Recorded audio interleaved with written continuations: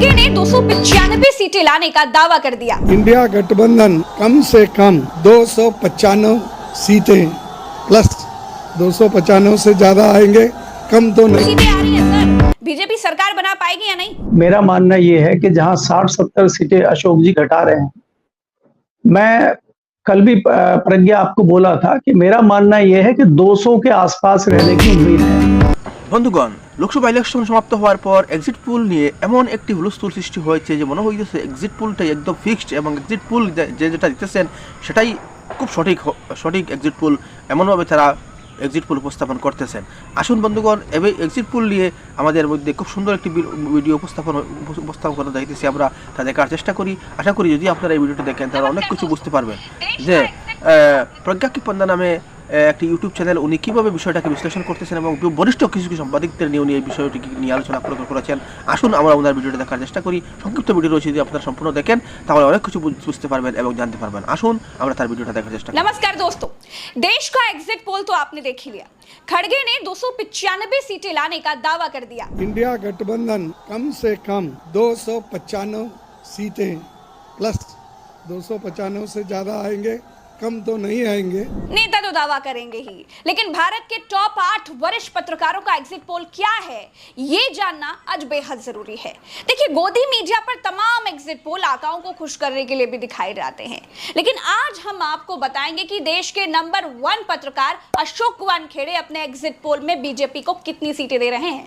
दैनिक भास्कर के दिग्गज पत्रकार केपी मलिक अपने एग्जिट पोल में बीजेपी को कितनी सीटें दे रहे हैं। इसी तरह दर्जनों अखबारों में काम कर चुके, कई किताबें लिख चुके वरिष्ठ पत्रकार डॉक्टर राकेश पाठक का एग्जिट पोल क्या कहता है। टाइम्स ऑफ इंडिया के मजबूत पिलर रहे वरिष्ठ पत्रकार पुष्पेंद्र शर्मा जी का एग्जिट पोल क्या है। न्यूज नेशन चैनल लॉन्च करने वाले वरिष्ठ पत्रकार शैलेश जी का एग्जिट पोल क्या कहता है। वरिष्ठ पत्रकार प्रेम कुमार जी का एग्जिट पोल भी आपको दिखाएंगे। ये आपको दिखाएंगे। शुरुआत अशोक वानखेड़े से करेंगे। अशोक वानखेड़े जी, आपके एग्जिट पोल में बीजेपी कितनी सीटें जीतेगी, बहुमत है या फिर नहीं है? देखिए प्रज्ञा जी, पहले चरण से लेके आखिरी चरण तक हम जिस हिसाब से चल रहे हैं, और ये आंकड़े मैं पहले भी बोल चुका हूँ, मेरे हिसाब से बीजेपी का अपना खुद का जो टोटल सीट्स रहेगी ये 230 से 235 के बीच में रहेगी, ऐसा मेरा आकलन है। और उसके बाद एनडीए गठबंधन जो है, अभी इनके पास कोई एनडीए गठबंधन, एक जनता दल यूनाइटेड है, नीतीश कुमार, वो आज दिल्ली आ रहे हैं, कुछ कांग्रेस के नेताओं को मिलने की बात हो रही है, पता नहीं फिर पलटी मारेंगे नहीं मारेंगे। और दूसरा एक इनके पास सॉलिड ब्लॉक है, वो है आंध्र प्रदेश से टीडीपी का इतिहास रहा है, जिसके साथ चुनाव लड़ता है वो उसके साथ अक्सर नहीं रहता, तो वो देखना है वो टीडीपी कितना लाएगा, क्योंकि आंध्र प्रदेश का भी एक लिमिट है उनका। बाकी जगह पे जो इनके पास एकनाथ शिंदे की 13 सीटें थी, उसमें से एकनाथ शिंदे 2 सीटें भी कंट्रीब्यूट कर पाएंगे कि नहीं कर पाएंगे, या वो गठबंधन में रह भी कि 4 तारीख के बाद, ये पता नहीं है। बाकी एक दो सीटें वाले लोग हैं और कई ऐसे दल है कि जिनके सीट्स नहीं। तो मेरे हिसाब से बीजेपी का अपना 230 से 235 के बीच में ऑस्किलेट होना चाहिए, ये मेरा आंकड़ा है। अशोक वानखेड़े के हिसाब से बीजेपी 230 से 235 सीटों के पार नहीं जा रही है, यानी कि बीजेपी बहुमत से बहुत दूर है। अब दैनिक भास्कर के वरिष्ठ पत्रकार केपी मलिक जी से भी जान लेते हैं कि उनका एग्जिट पोल क्या कह रहा है। आखिर कितनी सीटें आ रही हैं सर, बीजेपी सरकार बना पाएगी या नहीं? मेरा मानना यह है कि जहां 60-70 सीटें अशोक जी घटा रहे हैं, मैं कल भी प्रज्ञा आपको बोला था कि मेरा मानना यह है कि 200 के आसपास रहने की उम्मीद है। और मैंने आपको कहा भी था कि जिन सूत्रों से हमारी बात हुई है और जिस प्रकार से गुप्तचर विभाग के लोगों ने भी रिपोर्ट दी है, उन्होंने 190 बताया है, तो उसमें 10-5 सीटें ऊपर नीचे होना बड़ी बात है। के आसपास रहेंगे तब तो सरकार बनाना मुश्किल हो जाएगा। सरकार बनाना मुश्किल 250 पे भी होगा, भले ही अशोक जी कुछ भी कहें। ये इस तरह के लोग हैं, जितना ज्यादा अपने आप को दिखा रहे हैं कि हम बहुत ताकतवर हैं और हम बहुत बड़े ये हैं, सबसे पहले इसी तरह के लोग मैदान छोड़ के भागते हैं। देखिए, केपी मलिक जी बीजेपी को 200 सीटों पर ही समेट रहे हैं। उनके एग्जिट पोल के हिसाब से बीजेपी 200 के पार नहीं जा रही है, यानी यहां पर भी बीजेपी बहुमत से कोसों दूर है। टीवी डिबेटों में बैठने वाले वरिष्ठ पत्रकार प्रेम कुमार जी से भी पूछ लेते हैं कि प्रेम कुमार जी, आपका एग्जिट पोल क्या कहता है भाई, बीजेपी को कितनी सीटें? देखिए, आंकड़े तो हम दे चुके हैं कई बार, और वो लगभग वही बात है कि 204 का आंकड़ा हम एनडीए के लिए देते हैं और 307 का इंडिया के लिए। मगर इस आंकड़े के अपने आधार भी हैं और वो आधार लगभग जो अशोक जी कह रहे थे वही है। लेकिन हम थोड़ा जैसे महाराष्ट्र में वो बहुत उदार भाव से देख रहे हैं, हमने उदारता नहीं बरती है। हमने पूरे जो एक्सपेक्टेशन है उसको रखा है कि नहीं 30 सीट आएगी इंडिया को तो आएगी, इस तरीके से रखा है, तभी ये 300 फिगर पहुंचता है। अगर उतनी उदारता रखेंगे तो फिर नीचे जाएगी। ये है। अब है कि हमारे उदारता बरतने या निर्मम होने से तो कोई परिणाम बदलने वाले नहीं है, जो होना है वही होना है। तो जनता जो है एक रूट तय कर लेती है करना क्या है, और हम जिसको जनादेश बोलते हैं, और जनादेश सत्ता को उखाड़ने का है, ऐसा साफ साफ महसूस हो रहा है। दोस्तों, प्रेम कुमार जी के एग्जिट पोल के हिसाब से तो इंडिया की सरकार बन रही है। इंडिया को 300 के पार प्रेम कुमार जी देख रहे हैं। अब बारी डॉक्टर राकेश पाठक जी की। डॉक्टर राकेश पाठक जी दर्जनों अखबारों में काम कर चुके हैं, कई किताबें भी लिख चुके हैं। सिंधिया पर लिखी जिस किताब पर सबसे ज्यादा विवाद हुआ था वो इन्हीं की थी। डॉक्टर राकेश पाठक जी, आपका एग्जिट पोल क्या कहता है जी? कितनी सीटें आप बीजेपी को दे रहे हैं? वानखेड़े जी, प्रेम जी और मलिक साहब के आंकड़ों का एक बीच में औसत निकाल लें तो 210-220 पर अपन इस सौदे को तय कर लेते हैं। जैसे बाजार में जाते हैं ना, दुकानदार से कहते हैं ना आपकी ना हमारी, इतना भाव लगा लो, तो ये बीच का भाव हम लोग लगा लेते हैं 220 के आसपास, 210-220। देखिए, राकेश पाठक जी का एग्जिट पोल भी बीजेपी को बहुमत नहीं दे रहा है। राकेश जी के बाद अब हिंदुस्तान टाइम्स के मजबूत पिलर रहे पुष्पेंद्र शर्मा जी का एग्जिट पोल भी जान लेते हैं। पुष्पेंद्र जी, बीजेपी बहुमत में है या नहीं? मैं सीटों का आंकड़ा वो नहीं देख पा रहा जो भाई प्रेम जी देख रहे हैं या केपी मलिक साहब देख रहे हैं। मैं थोड़ा सा भाऊ साहब से थोड़ा सा आगे हूँ, लेकिन बात वही है। उसमें एक बात इंपॉर्टेंट आएगी भरत जी, जो बात अभी प्रेम ने कही थी और शायद केपी मलिक साहब ने भी कही थी कि उनके साथ कोई जुड़ना नहीं चाहेगा, और अगर पोस्टपोल अलायंस होगा और अगर बराबर आ जाते हैं दोनों अलायंसेस, तो मुझे लगता है कि इंडिया ब्लॉक से जुड़ने के लिए लोग दौड़ेंगे और इनसे दूर भागेंगे, क्योंकि वो मित्रता कहीं कंपल्शन वाली थी, कहीं वो दबाव वाली थी, कहीं किसी और तरीके की थी। तो उस बात से मैं बिल्कुल सहमत हूँ, और मुझे लगता है कि बहुत कांटे का चुनाव है। नंबर देना उचित नहीं होता, न नंबर देना मैंने सीखा, पर फिर भी मैं कहता हूँ कि उनको नियंत्रित कर दिया है मतदाता ने। वो कहीं तो चलिए हम आपकी तरफ से कह देते हैं, आप 40, 50, 60 के बीच में कहीं पर हैं, 240, 250, 260 के आसपास।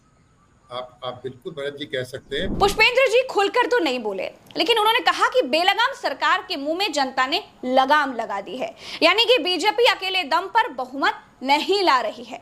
पुष्पेंद्र शर्मा जी बीजेपी को 240 से 260 के बीच में कहीं देख रहे हैं। अब बारी न्यूज नेशन चैनल को लॉन्च करने वाले और तमाम चैनलों की बागडोर संभाल चुके पत्रकार शैलेश जी के एग्जिट पोल की। बताइए शैलेश जी, किसकी बन रही है सरकार? मेरे हिसाब से सरकार इंडिया अलायंस की तभी बन सकती है जब कांग्रेस को, सिर्फ कांग्रेस को 150 सीटों से ज्यादा आए। अगर कांग्रेस इस 54 को 150 पर नहीं ले जाती है तो इंडिया अलायंस की सरकार बनती हुई मुझे नहीं दिखाई देती। अब कांग्रेस ये सीटें कहां से लाएगी? कांग्रेस के पास जो ये सीटें 100 सीट करीब बढ़ाने के लिए जगह है, वो क्या है? मध्य प्रदेश, राजस्थान, छत्तीसगढ़, कर्नाटक, महाराष्ट्र। तो क्या 100 सीटें ये इन राज्यों से निकाल कर ला रहे हैं? ये बहुत बड़ा सवाल है। अभी तक जितने लोग भी बात कर रहे हैं, महाराष्ट्र में की बात कर रहे हैं, बिहार की बात कर रहे हैं, उत्तर प्रदेश की बात कर रहे हैं, ये जो गढ़ है जहां सीधे बीजेपी और कांग्रेस की लड़ाई है, उसमें क्या हो रहा है? क्या कांग्रेस 54 से बढ़ करके और 150 या उससे ऊपर जा रही है? दोस्तों, गोदी मीडिया के एग्जिट पोल दर्जनों बार गलत साबित हुए हैं। अब तो एग्जिट पोल एक तरह का धंधा बन चुका है आका को खुश रखने का। अखिलेश यादव ने तो अलर्ट जारी कर दिया है कि गोदी मीडिया के एग्जिट पोल के भरोसे कोई मत रहना, ईवीएम की रखवाली मजबूती से करना, क्योंकि एग्जिट पोल में ज्यादा नंबर देकर माहौल बनाया जाता है। इसी एग्जिट पोल के पीछे छिपकर चोरी की जाती है। जनता को लगता है कि जितना एग्जिट पोल में बताया गया है वही रिजल्ट आएगा।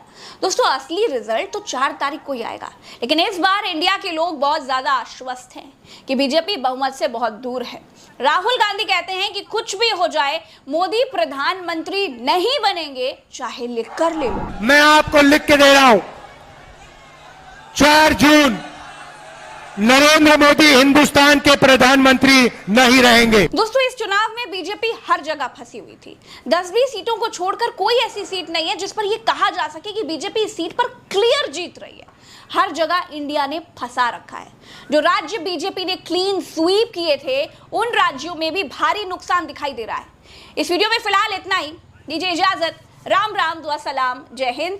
चैनल को सब्सक्राइब जरूर कीजिएगा, हमारा सामर्थ्य बढ़ाइएगा, आप ही हमारी हिम्मत है। नमस्कार, जय हिंद। বন্ধুগণ, এখানে আপনারা দেখলেন দেশের বরিষ্ঠ যারা সাংবাদিক তারা কি বলতেছেন।